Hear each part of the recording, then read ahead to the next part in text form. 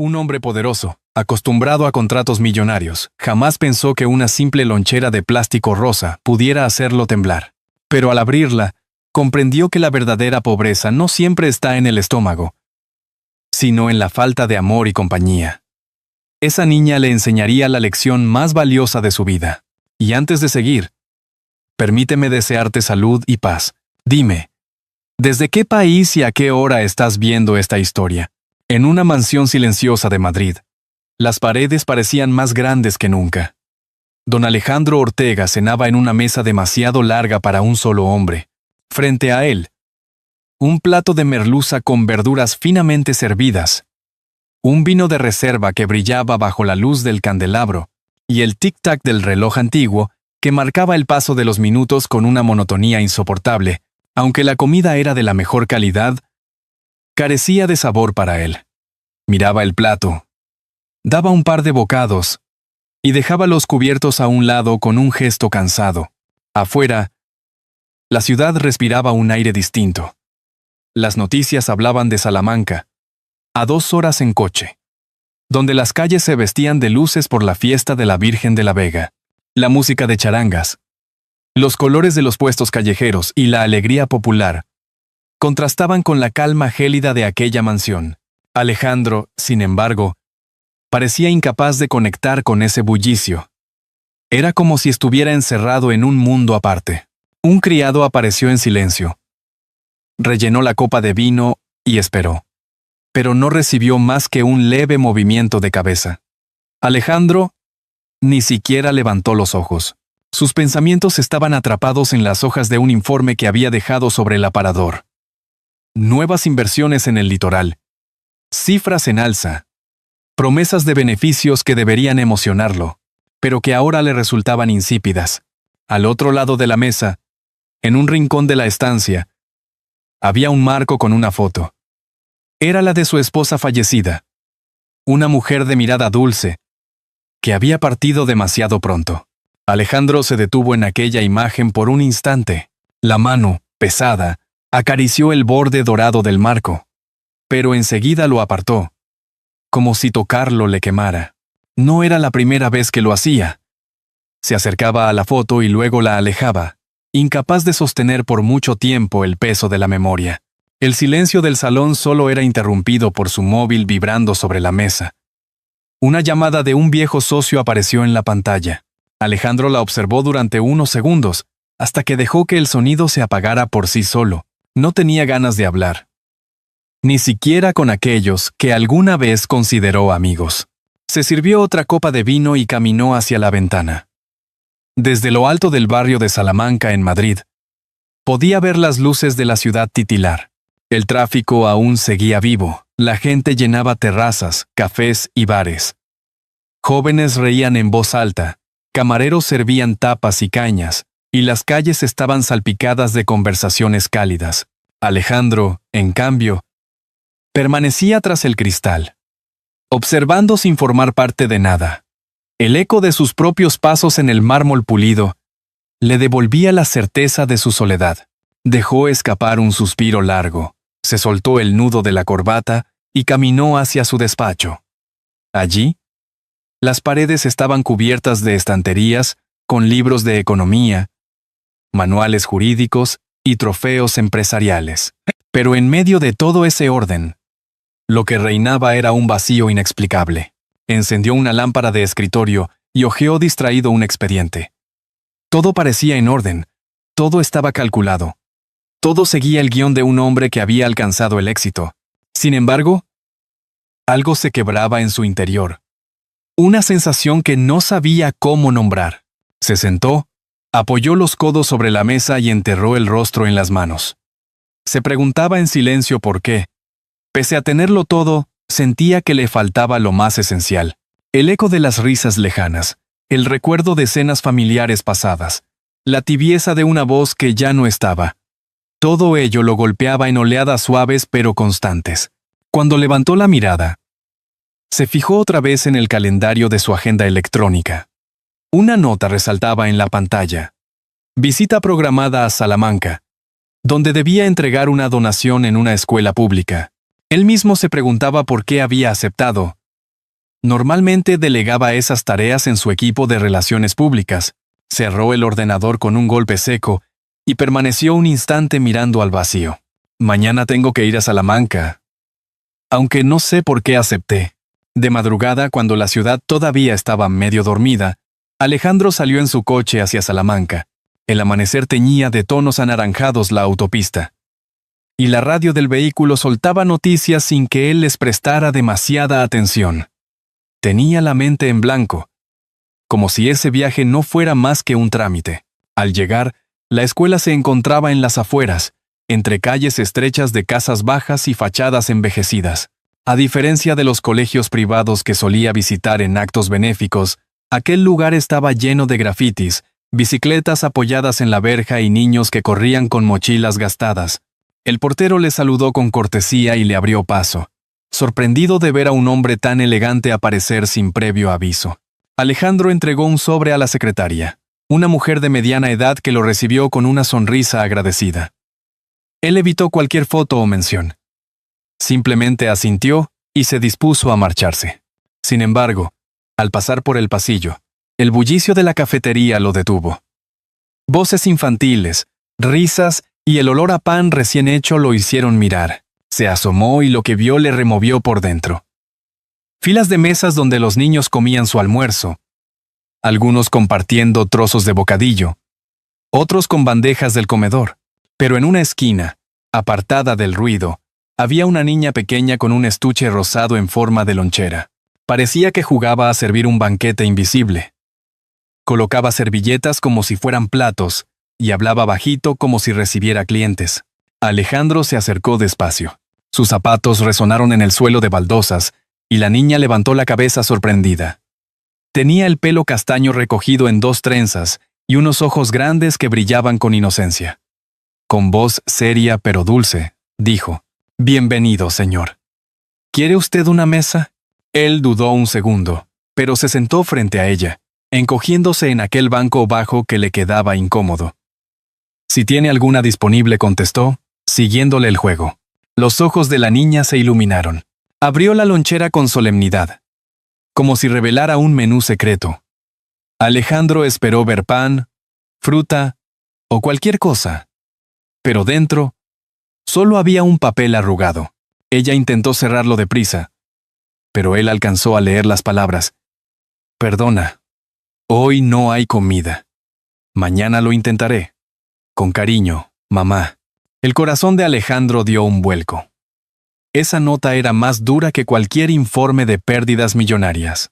La niña, al darse cuenta, continuó con su farsa. «Hoy tenemos pasta con salsa mágica y un postre sorpresa». Él sonrió con un nudo en la garganta. «Está delicioso», murmuró, fingiendo comer con un tenedor invisible. Ella sonrió ampliamente, encantada de tener a un cliente especial. Mientras hablaba con entusiasmo de su restaurante imaginario, Alejandro sintió que el bullicio de la sala se desvanecía. Solo veía sus pequeñas manos sirviendo lo que no existía. «¿Vienes todos los días?», preguntó él en voz baja. «Claro, señor. Solo cierro cuando llueve mucho. Pero mañana volveremos a abrir». «¿Vendrá otra vez?». Alejandro, acostumbrado a prometer solo en contratos, dudó. Pero la mirada de aquella niña lo atravesó. «Sí», respondió con un susurro. «Volveré». El timbre del colegio sonó y los niños recogieron sus cosas con alboroto. La pequeña cerró la lonchera vacía con cuidado, como si estuviera llena de tesoros, y se marchó corriendo con una sonrisa. Alejandro quedó solo en la mesa, con el eco de esa nota resonando en su mente. No era un sobre de donación ni un gesto público lo que le había conmovido. Era un simple papel arrugado en la lonchera de una niña desconocida. Y mientras caminaba de regreso al coche, supo con certeza que esa promesa de volver no era un capricho pasajero. Mañana estaría allí de nuevo. Al día siguiente, Alejandro volvió a Salamanca temprano, sin chofer ni escolta. Había pasado la noche dando vueltas en su cama, pensando en la niña y en aquella nota escrita con tanta ternura y resignación. Esa mañana, en lugar de revisar balances, Recorrió una pequeña tienda cerca de la Plaza Mayor hasta encontrar una lonchera alegre, cubierta de girasoles amarillos. Compró fruta fresca, un trozo de tortilla, pan crujiente y una tableta de chocolate. Lo envolvió todo con cuidado, como si fuera un regalo. Cuando llegó a la escuela, entró sin llamar la atención. El bullicio de la cafetería era el mismo. Voces infantiles, risas y olor a pan tostado. Sus ojos buscaron enseguida aquel rincón apartado. Y ahí estaba ella, con la vieja lonchera rosada delante, preparando su restaurante. Al verlo, la niña se iluminó como si hubiera visto a un cliente de honor. «Le he guardado la mesa, señor», exclamó con seriedad divertida. Alejandro se sentó y colocó frente a ella la bolsa de papel. «Pensé que tu restaurante merecía una mejora», dijo con suavidad. Sacó la lonchera de girasoles y la puso en la mesa. Los ojos de la pequeña se abrieron de par en par. La acarició con delicadeza, como si temiera romperla. La abrió con cuidado y, al ver la comida real dentro, se quedó sin palabras. «¿Es para mí? Para ti, sí. Pero solo si compartes con tus clientes», respondió Alejandro con una media sonrisa. La niña soltó una risa cristalina y enseguida comenzó a repartir trozos de manzana y bocados de tortilla a los compañeros más cercanos. «Hoy el menú es especial», anunció orgullosa. Los demás niños se acercaron curiosos. Y por un momento, aquel rincón se transformó en un pequeño banquete. Alejandro observaba en silencio, sintiendo cómo algo en su interior se aflojaba. No era la comida, ni la lonchera. Era la dignidad con la que esa niña compartía lo poco que tenía. Cuando por fin tomó un bocado para ella misma, lo hizo con una sonrisa que iluminó la sala entera. Luego, bajando un poco la voz, la pequeña dijo: «Mi mamá siempre me dice que no acepte cosas de extraños. Pero usted no parece un extraño». Alejandro sintió un nudo en la garganta. «Tu mamá es sabia», respondió. «¿Cómo se llama?» «Isabela. Trabajaba en una fábrica de ropa en Salamanca, pero cerró. Desde entonces está cansada, pero me dice que sonría y que dibuje, porque mañana siempre llega». Él se quedó helado.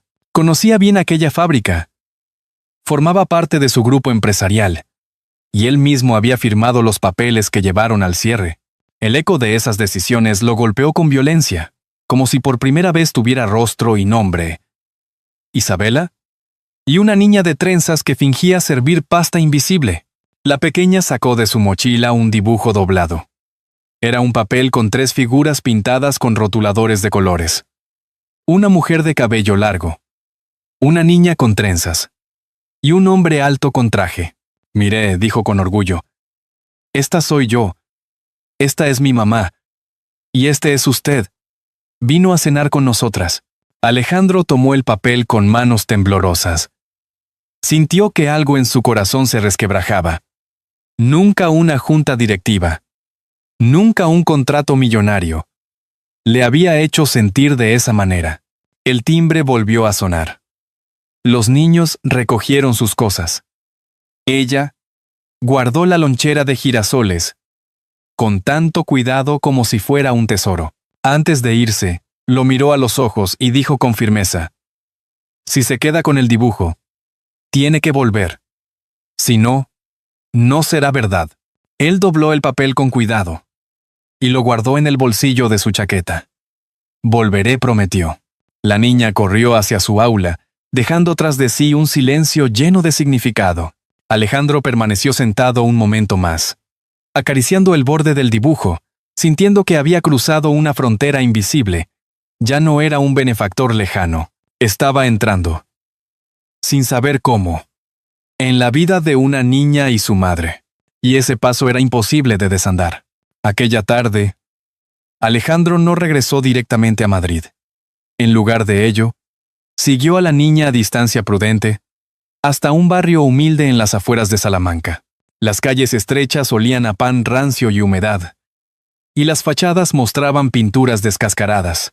La vio entrar en un edificio antiguo, subir corriendo las escaleras con la lonchera de girasoles rebotando contra su costado, Él dudó unos instantes en la acera, pero al final decidió subir. Cada peldaño le pesaba más que cualquier reunión de consejo. Cuando la puerta se abrió, Alejandro vio a una mujer recostada en una cama sencilla, con el rostro pálido y ojeras profundas. Era Isabela. «Mamá, este es el señor que me trajo la nueva lonchera», anunció la niña con alegría. Isabela levantó la vista, sorprendida. Su voz salió suave, rota por el cansancio. «Gracias. Mi hija no suele confiar en cualquiera». Alejandro inclinó la cabeza con respeto. «No ha hecho falta que confiara en mí. Ha sido ella la que me ha regalado su confianza». Isabela intentó incorporarse. Tosió un poco, pero se mantuvo erguida. «Perdone que le reciba así. No estoy en condiciones. Antes trabajaba en la fábrica de tejidos. 11 años cosiendo sin parar. Cuando cerró, busqué otros empleos. Pero al enfermarme, ya no pude más». Esas palabras atravesaron a Alejandro como cuchillas. Recordó con claridad la reunión en la que aprobó la reestructuración que había llevado al cierre de aquella fábrica. Para él, en aquel entonces, habían sido cifras y porcentajes. Para ella, era la vida misma. La niña revolvía en su mochila y sacó otro dibujo. Esta vez representaba una casa pequeña con 3 figuras en la puerta: su madre, ella y Alejandro. «Mamá, mira, le he invitado a vivir con nosotras». Isabela sonrió con ternura, aunque sus ojos se humedecieron. «Lucía, no digas disparates. El Señor tendrá su vida». Alejandro sostuvo el dibujo entre sus manos y no pudo evitar que la emoción le temblara en la voz. «No es un disparate. A veces los niños ven las cosas con más claridad que los adultos». El silencio se llenó de tensión. Afuera, los vendedores ambulantes gritaban precios de frutas. Dentro, la precariedad se palpaba en cada rincón. Facturas apiladas, una cocina reducida a un hornillo eléctrico, paredes desconchadas. Isabela bajó la mirada. «No pedimos caridad, solo dignidad. Mi hija no debería cargar con estas preocupaciones». Alejandro respiró hondo. «No es caridad, es responsabilidad. Y quizá también un intento de reparar lo que rompí sin darme cuenta». La mujer lo miró sorprendida, sin comprender del todo. Él no confesó que había sido el dueño de aquella fábrica, pero la culpa pesaba en cada palabra. La niña, ajena a esas sombras, comenzó a hablar entusiasmada de su restaurante. Esta vez con platos de verdad gracias a la lonchera nueva. Isabela la observaba, y por primera vez en mucho tiempo, una chispa de esperanza asomó en sus ojos. Cuando se despidió, Alejandro prometió volver pronto. Isabela asintió, aunque con cautela. «Veremos si cumple su palabra», murmuró. Más para sí que para él. En el pasillo oscuro, Alejandro apoyó la espalda contra la pared y se dejó llevar por un suspiro profundo. Ya no se trataba de una visita esporádica. Sabía que había cruzado un umbral. Y dentro de sí, una voz clara resonaba.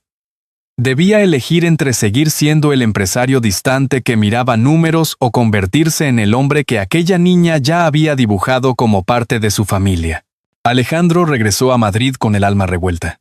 Durante el trayecto en coche, las luces de la autopista pasaban veloces como si fueran pensamientos que no lograba atrapar. En su cabeza resonaban las palabras de Isabela. «No pedimos caridad, solo dignidad». Aquella frase lo acompañó hasta su mansión y lo persiguió durante toda la noche. Apenas durmió. En su despacho, rodeado de trofeos empresariales y relojes de lujo, se pasó horas revisando informes antiguos. Allí estaba el expediente del cierre de la fábrica de Salamanca, con su firma al final del documento. Cada número, cada gráfico, cada orden ejecutada, eran ahora un recordatorio doloroso de rostros invisibles a los que había dado la espalda. Al amanecer, se vistió con un traje impecable y se dirigió a la sede central de su empresa en el Paseo de la Castellana. El Consejo de Administración lo esperaba en una sala de cristal, con vistas al bullicio madrileño. Era un lugar acostumbrado a decisiones frías, donde todo se reducía a cifras. Cuando Alejandro entró, los directivos lo saludaron con un respeto casi mecánico, acostumbrados al hombre que siempre hablaba de beneficios y expansión. Sin embargo, aquella mañana algo en él era distinto. No se sentó de inmediato, sino que permaneció de pie, con la mirada firme. Antes de empezar con los balances dijo: «Hay algo que debemos revisar». Las miradas se cruzaron con sorpresa. Uno de los directores, un hombre de cabello plateado y gafas gruesas, carraspeó: «Señor Ortega, tenemos una agenda muy cargada». «¿De qué se trata?». Alejandro respiró hondo. «De Salamanca. De la fábrica textil que cerramos hace 2 años». Un murmullo recorrió la sala. Otro directivo, más joven, levantó la voz. Aquella decisión fue necesaria. El rendimiento era insostenible. ¿Insostenible?, replicó Alejandro con dureza. Lo que era insostenible era dejar a cientos de familias sin sustento, entre ellas la de una trabajadora llamada Isabela Martínez. 11 años de servicio reducidos a un despido frío. El silencio se hizo espeso. Nunca antes el magnate había hablado con tanta vehemencia en ese lugar. Un tercero intentó intervenir. «Entendemos su sensibilidad, pero no podemos retroceder. Los inversores no lo aceptarían». Alejandro clavó los ojos en él. «Los inversores no han leído la nota que encontré en la lonchera vacía de la hija de Isabela. Esa niña, con apenas 7 años, tuvo que fingir que servía pasta invisible porque su madre no podía darle de comer. Y yo fui parte de esa cadena que lo provocó». Los directivos intercambiaron miradas incómodas. El aire en la sala se volvió pesado. Pero Alejandro no cedió. Golpeó suavemente la mesa con la palma de la mano. «Esa fábrica volverá a abrir, y Isabela será reincorporada. Además, lanzaremos un programa social. Un almuerzo para cada niño. Que quede claro. Esta compañía no puede seguir creciendo a costa de la dignidad de los demás». La discusión se alargó durante horas. Argumentos sobre pérdidas, credibilidad, riesgos de mercado. Alejandro escuchaba, pero ya no era el mismo hombre dispuesto a sacrificar personas en nombre de beneficios. Recordaba las trenzas de la niña, la ilusión en su sonrisa al ver la lonchera de girasoles. Ese recuerdo le daba una fuerza que los números no podían quebrar. Al final, su decisión se impuso. El consejo aceptó a regañadientes. La reunión terminó con un silencio cargado de tensiones, pero también con un cambio irreversible. Alejandro había abierto una grieta en la lógica fría de su empresa. Esa misma tarde condujo hacia Salamanca. El cielo estaba teñido de un rojo intenso cuando subió las escaleras del viejo edificio.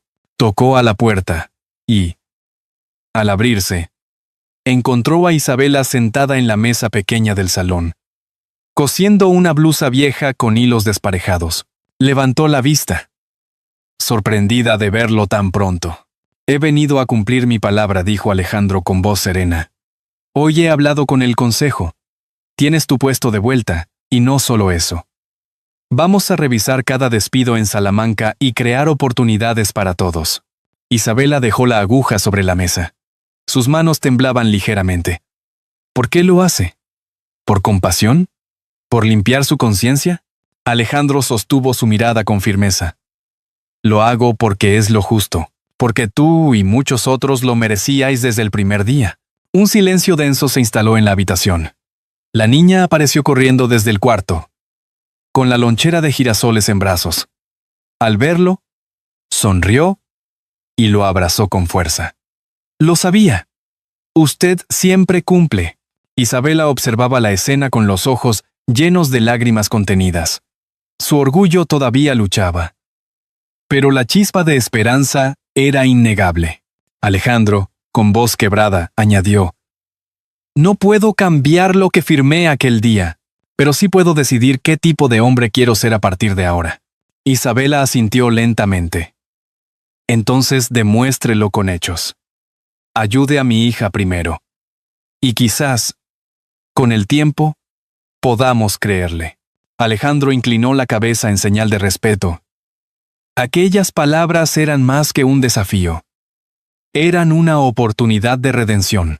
Esa noche, mientras volvía al hotel, sintió que por primera vez en años había tomado una decisión que no buscaba prestigio ni ganancias. Lo que buscaba era pertenecer, y sabía que el verdadero examen aún estaba por llegar. Las semanas siguientes transformaron la vida de todos. Alejandro viajaba con frecuencia a Salamanca, no como el magnate que llegaba en coches lujosos, sino como un hombre dispuesto a aprender lo que significaba estar presente. En la escuela, los niños ya no miraban con curiosidad al extraño trajeado. Lo reconocían como el señor de la lonchera de girasoles. Él se dejaba ver en el comedor, sentado junto a Lucía y sus compañeros, compartiendo fruta y pan, como si fuese uno más. El programa Un almuerzo para cada niño se puso en marcha rápidamente. Cocinas improvisadas, voluntarios y fondos de la propia empresa llenaron bandejas que antes estaban vacías. La primera en repartir platos fue Lucía, que se movía orgullosa entre mesas, como si su restaurante imaginario se hubiera vuelto real. Alejandro la observaba con una mezcla de ternura y gratitud, sintiendo que aquella niña había derrumbado muros que ni él sabía que había levantado. En paralelo, Isabela había aceptado volver a trabajar, aunque no detrás de una máquina de coser. Alejandro insistió en que ocupara un puesto de supervisión, reconociendo su experiencia y su lealtad. Al principio lo rechazó por miedo a que fuese una dádiva disfrazada, pero pronto comprendió que era su valor lo que se estaba poniendo en el centro.